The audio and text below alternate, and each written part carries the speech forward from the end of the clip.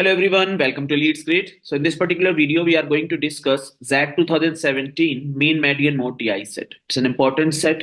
इससे related Mean Median Mode से related set cat में भी आया था, तो इस पे भी मे भी बना सकते हैं आपको, तो आपको पूरा आइडिया होना चाहिए. स्टार्ट करते हैं हमारा डिस्कशन.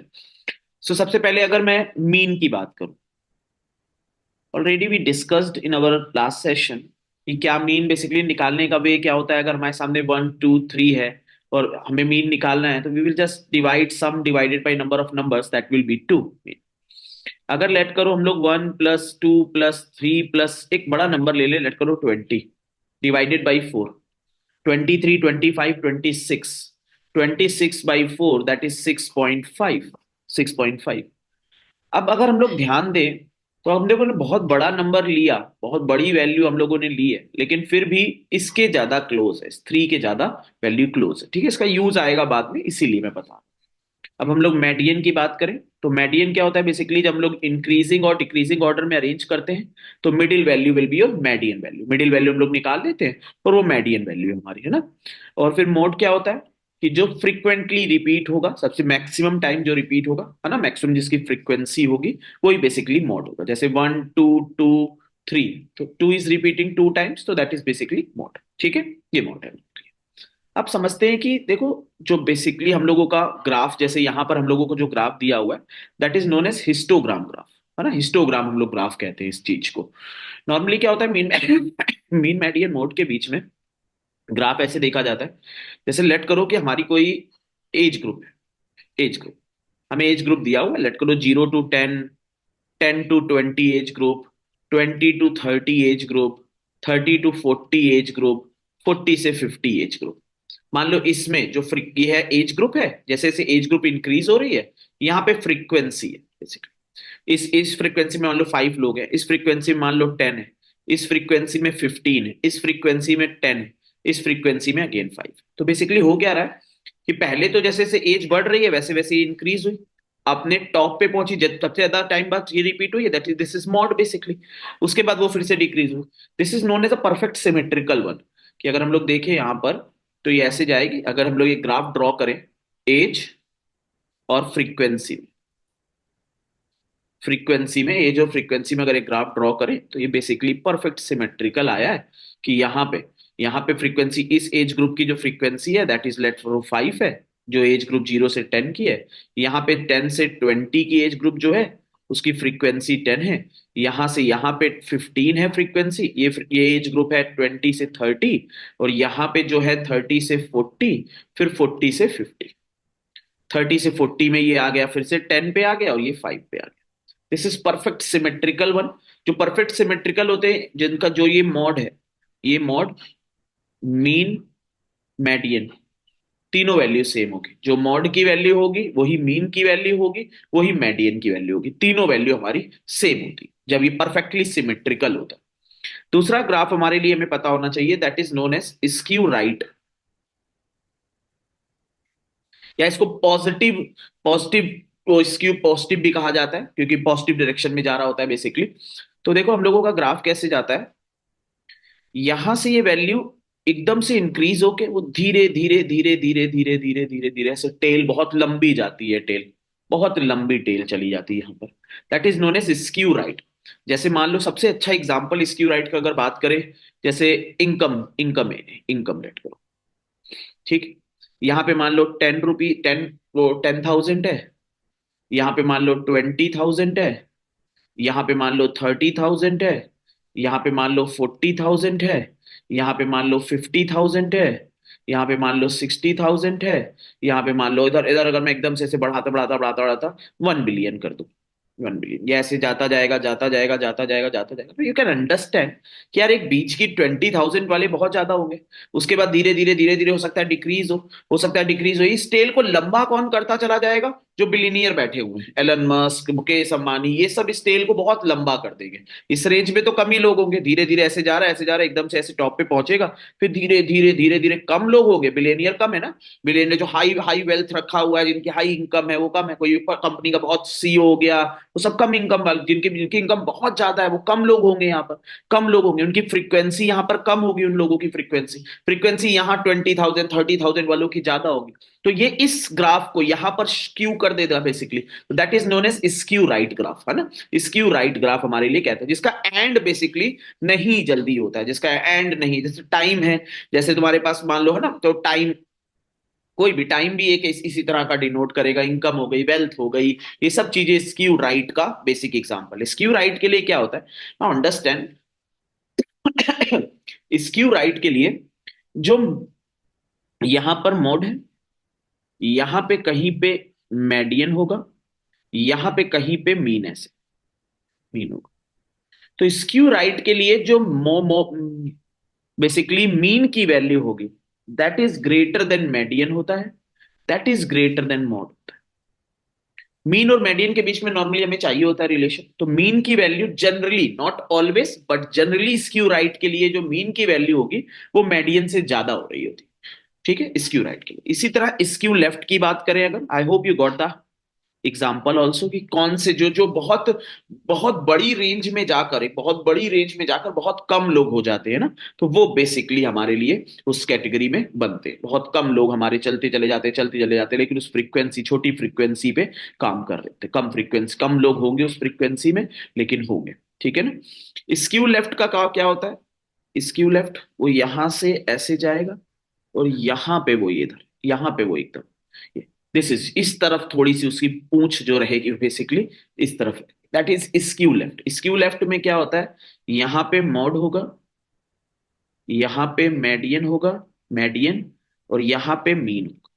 स्क्यू लेफ्ट का जो मीन की वैल्यू होती है that is less than median होती है, generally, not always but generally जो होगा, मीन जो होगा वो मेडियन से लेस होता है स्क्यू लेफ्ट के लिए। स्क्यू राइट के लिए ज्यादा होगा, स्क्यू लेफ्ट के लिए वो कम होगा। जैसे मान लो स्क्यू लेफ्ट का एग्जांपल की, तुम मान लो कोई एग्जाम है, अब एग्जाम में you can not score more than 100%, 100% से ज्यादा तो कर नहीं सकते हो स्कोर ना, 100% से ज्यादा स्कोर नहीं करोगे। तो क्या होगा कि यहां पे मान लो ये 0% वाले, ये 10% वाले, 10% वाले, फिर 20% वाले और होंगे, 30% 40% इधर वाले ज्यादा होंगे, फिर एक टॉप में आएगा, टॉप आएगा 100% वाला।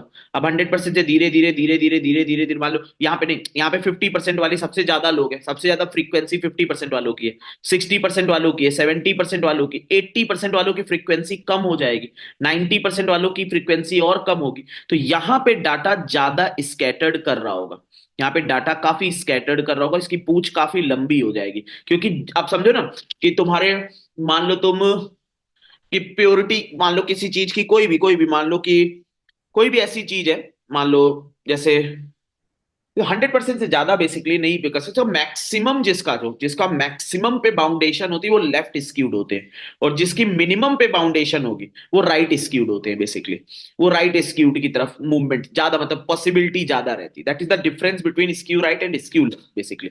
जिनकी जिनकी मैक्सिमम की लिमिट हो जाए तो वो स्क्यू लेफ्ट की तरफ टेंड करेंगे, जिसकी मैक्सिमम अनलिमिटेड चलता रहे वो स्क्यू राइट की तरफ। जैसे ये डाटा 100% से ज्यादा तो नहीं बनेगा किसी, लेकिन यहाँ पे कोई लिमिट नहीं होती, ये बढ़ता बढ़ता बढ़ता बढ़ता कितनी भी लिमिट हो सकती है किसी चीज के लिए। अब किसी चीज को पाने की, मतलब जैसे तो कोई भी बेसिक सा एग्जांपल सोच लो इस तरह का, टाइम जो है वो एंडलेसली चलता चला जाएगा, चलता चला जाएगा, चलता चला जाएगा, उसकी लिमिट नहीं है।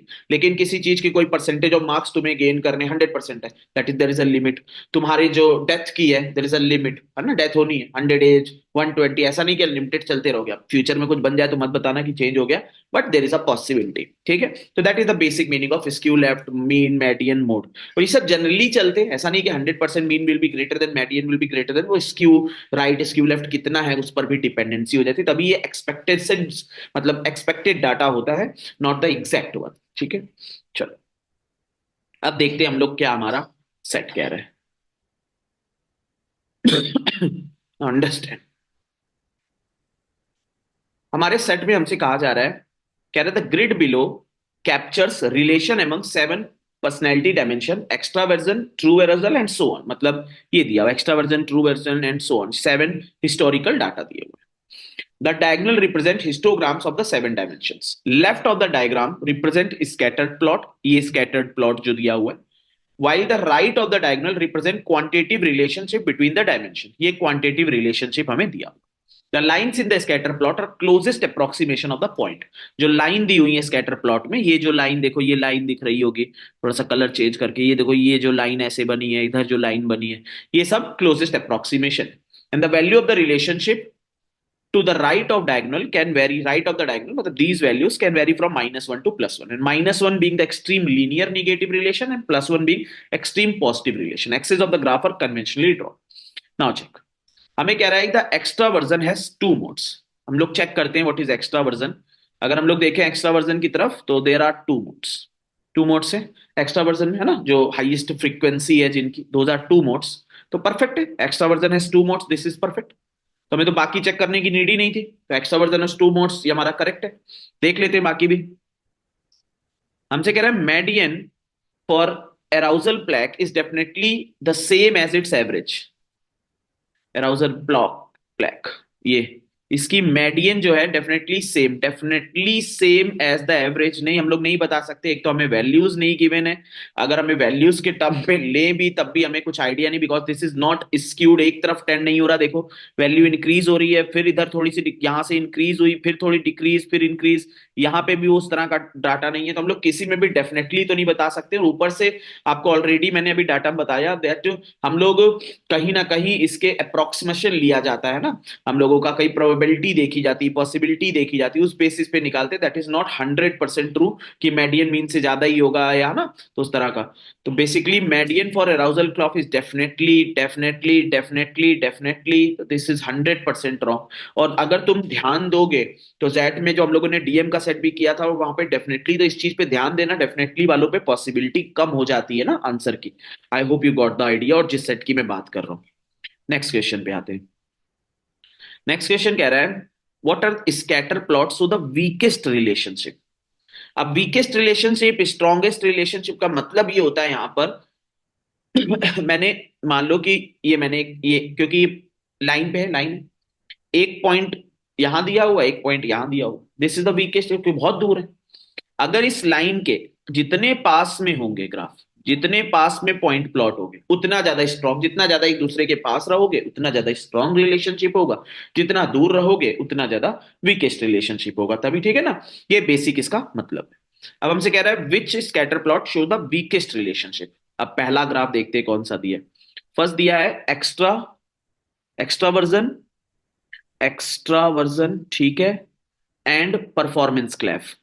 एक्स्ट्रावर्जन एंड परफॉर्मेंस क्लैफ, अगर हम लोग यहां देखें, एक्स्ट्रावर्जन यहां से आया एंड परफॉर्मेंस क्लैफ ये वाला, मतलब हम लोग बात कर रहे हैं इस वाले की, इस स्कैटर प्लॉट की बात कर रहे हैं। अगर यहां पे देखोगे इस स्कैटर प्लॉट में तो काफी ज्यादा ये ग्राफ ऐसे समथिंग बन रहा है, और काफी ज्यादा पॉइंट्स जो है डिस्ट्रीब्यूटेड है। जितने कम डिस्ट्रीब्यूट इस पॉइंट के पास होंगे जितने ज्यादा, उतना ज्यादा स्ट्रॉन्गेस्ट रिलेशनशिप होगा, जितना दूर होगे उतना वीकेस्ट रिलेशनशिप होने वाला है। ठीक है, हमें इस स्कैटर प्लॉट की हमारी बेसिकली बात हो रही है। परफेक्ट, ठीक। अब हमें कह रहा है तो ये वीक लग रहा है ना, वीक लग रहा है हमारे लिए, ये वाला फर्स्ट वाला week. Between the true aerosol plaque, true aerosol plaque means this, true aerosol plaque means this one, and aerosol plaque means this one।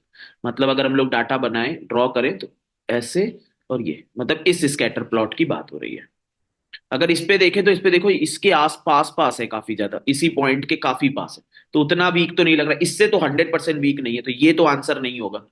Third पे आए, between true arousal plaque and performance plaque, true arousal and performance, true arousal plaque and performance plaque. तो true arousal and performance, यहां पे भी देखोगे तो इस point के आसपास ही हैं सारे, तो ये भी 100% आंसर नहीं है। अभी तक तो यही आंसर दिख रहा है। अब नेक्स्ट, बिटवीन ट्रू एरोजल कैफ and performance Kaif, true aerogel क्लैफ and performance this one, and performance क्लैफ this one. मतलब इस डाटा की बात हो रही, इस स्कैटर्ड की, अगर इधर से ड्रॉ करें तो इस स्कैटर्ड की बात हो रही। तो इस स्कैटर्ड में भी पॉइंट देखो काफी ज्यादा पास पास ही है, तो ये भी वीकेस्ट पे नहीं है, खत्म करें इसको भी। फिर हमारे लिए बात हो रही है बिटवीन एरोजल कैफ एंड परफॉर्मेंस कैफ, एरोजल एंड परफॉर्मेंस, एरोजल कैफ एंड परफॉर्मेंस कैफ, एरोजल कैफ एंड परफॉर्मेंस कैफ, कैफ इन दोनों की। This one and this one, अगर इधर देखोगे ये वाला और ये वाला, हमें इन दोनों में देखना है। तो अगर तुम देखोगे कि इसके पॉइंट कम स्कैटर्ड है, इसके ज्यादा स्कैटर्ड है, जितने ज्यादा स्कैटर्ड होंगे उतना ज्यादा वीकेस्ट रिलेशनशिप होगा। इसका मतलब है ए वाले में हमारा वीकेस्ट रिलेशनशिप बन रहा है, that is our weakest relationship.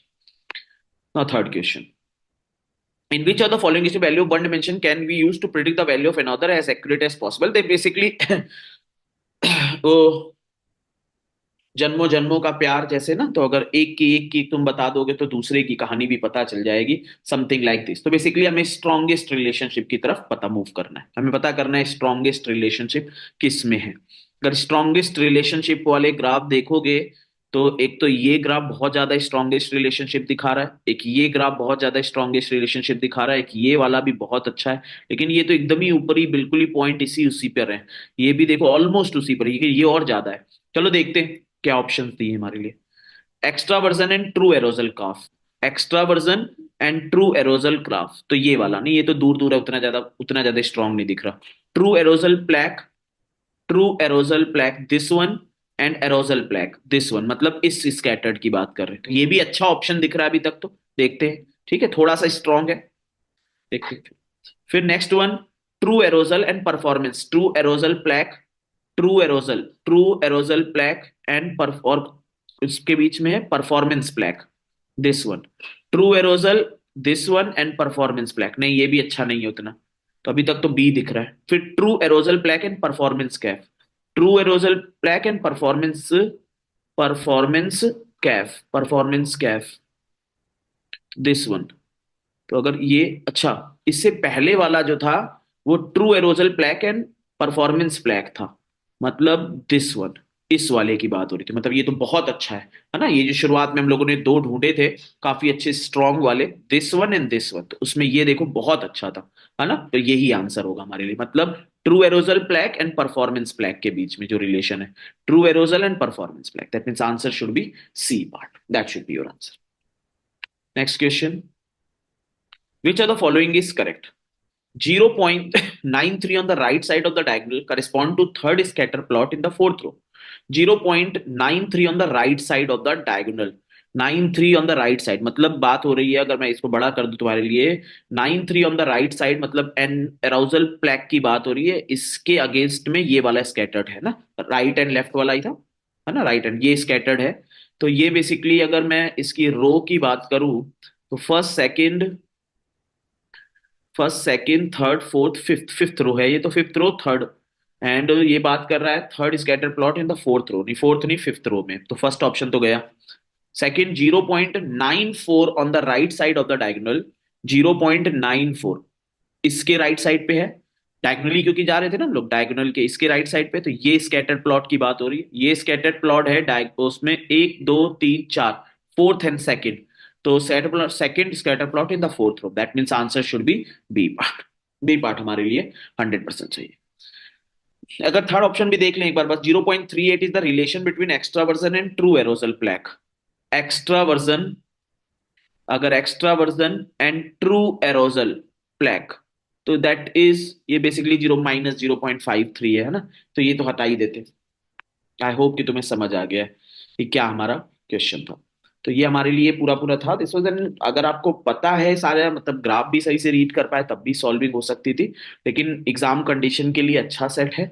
इस तरह के सेट बनते तो टफ होते एग्जाम कंडीशन में, बिकॉज रीड भी करना है आपको इतना कुछ, है ना, तो टफ हो जाते हैं। बट आपको जेड के लिए ये चीज ध्यान रखनी चाहिए कि आपको डीआई, अगर आप क्वांट आपको डिफिकल्ट लग रही है तो you should shift to DI, और डीआई भी ट्राई करनी चाहिए, कम से कम एक सेट तो आपको कंप्लीट करना ही चाहिए डीआई का। जैसे आपका एक्सेल राई का इजिली कट ऑफ, अगर आप एक डीआई सेट कर गए तो आपका ऑलमोस्ट कट ऑफ, मतलब थोड़े से क्वांट के क्वेश्चन करने पड़ेंगे तो आपका कट ऑफ निकल आएगा कम से कम क्वांट सेक्शन में, इनकेस अगर आपका वीकेस्ट सेक्शन क्वांट है। चलिए ओवर करते हैं, थैंक्स एंड हैप्पी लर्निंग।